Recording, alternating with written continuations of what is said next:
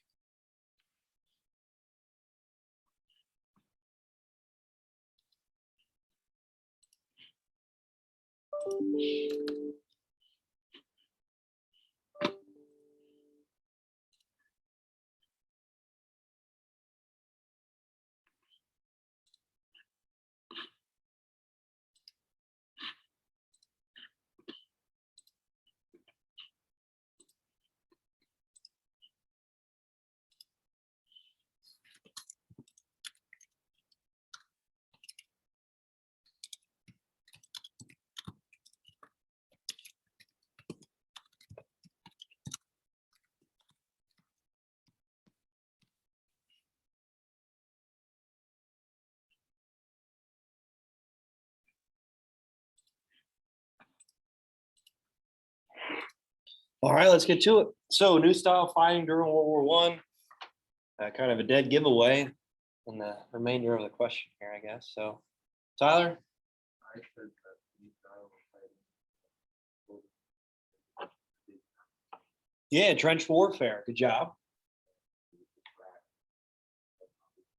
Yeah, good, good. So we talked yesterday about lifestyle in the trenches, and it was terrible. Okay, we mentioned yesterday about the zigzag trenches. We didn't want to. They don't want to try to create a straight line just in case the opposition gets inside your trench. Well, chances are they can take out a whole row of you within a couple bursts of a new machine gun fire. Okay, these new forms of weaponry. All right, and like I mentioned, 400 miles dug all throughout northern Europe. Okay, into France, where really the English Channel is, all the way down to the Alps in Switzerland. So even today, you can still see the remnants of these trenches, which is pretty amazing after 100 years. So with trench warfare, it was a stagnant style of fighting. For the most part, it was a stalemate for the majority of the war.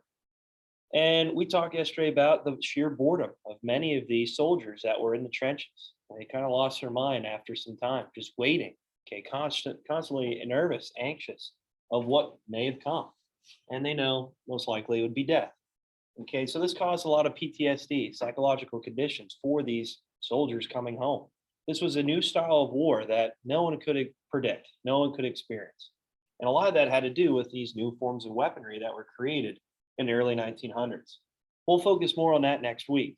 And towards the end of World War One, we all know that eventually this will break the deadlock with these tanks and these airplanes, these new forms of chemical warfare, flamethrowers, you name it. All right, but life in the trenches was awful, right? So you had to stand out there in the elements. Okay, we all know how cold it gets, especially last night. Holy cow, 29 degrees this morning. Pretty cold, pretty cold. So standing out in the elements constantly for 4 years, just waiting literally for your death. These trenches, they didn't have drainage systems. So a lot of times the water just build up in the trenches, your feet, really up to your waist, constantly wet. And we all know, we talked about trench foot yesterday, how the extreme numbness, you won't have any feeling. And with the dead bodies piling around, it caused a lot of stench. A lot of these people were your friends. So again, causing a lot of psychological issues. With the dead bodies, they utilize them almost as shields, pile them up over the trench and protect themselves from the opposition. And with the stench, it brought on rats. We talked yesterday about the rats, how disgusting it really was, and how in some cases, because of trench foot, because you're constantly staying awake, eventually when you do fall asleep, you might wake up to some of your limbs being gnawed off by rats. It was a terrible, terrible lifestyle. Lack of resources, lack of food. So many of these men starved. We talked about some accounts of cannibalism actually in the trenches because these men really didn't have the food that they needed.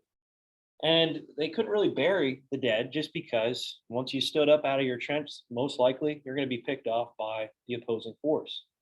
So, again, a terrible style of fighting. That's why this war dragged on very long until eventually we see these new forms of weaponry and try to break the gridlock. Is there anything else that we can mention about trench warfare? So I know I talked about the zigzags, talked about the barbed wire in front of the trenches to try to protect them from, let's say, an invasion or a siege from the opposition. What was between the two trenches? What was that called? Alice? No man's land. Good job. And there's a reason for it, why it's called no man's land. Because if you probably walk across no man's land, chances are you're not going to live to tell the story. But again, later in the war, that's exactly why they created these new forms of weaponry to travel across no man's land to break into the opposition trenches. Artillery focused behind the trench. So a lot of these individuals, these soldiers, faced shell shock and lost hearing for the remainder of their life just because of constant barrage of artillery behind their heads. And we talked about some of the communication trenches behind the front lines, and maybe for these soldiers to gain some rest or gain some, eat some food. All right. Is there any questions about trench warfare? So we all know trench life not that great. Okay, it was a terrible new environment, a new style of fighting, and we'll talk about it when we get to the 1920s. This glorification of war is gone after this, right?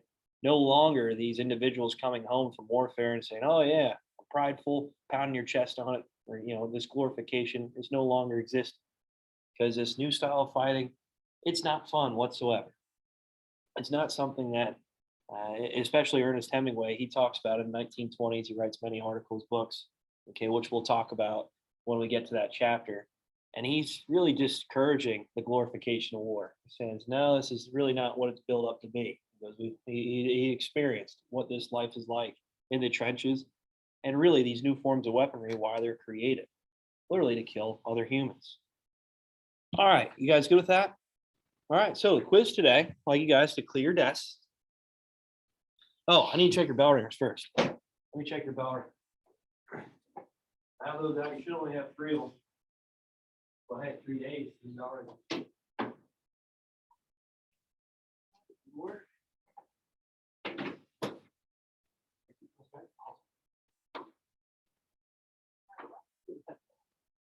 Good. How bad was it up there? I guess pretty bad. Smell. No, I didn't walk up there today.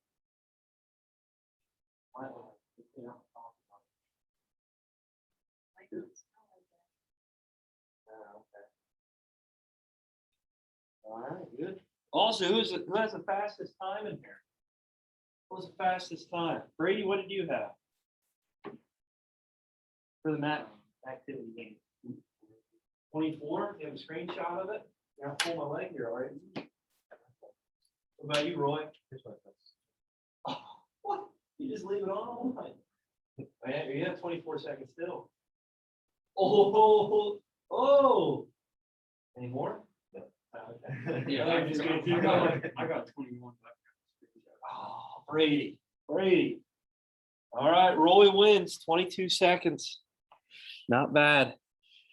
Okay, so I'd like you guys to go to modules. You can open up the form.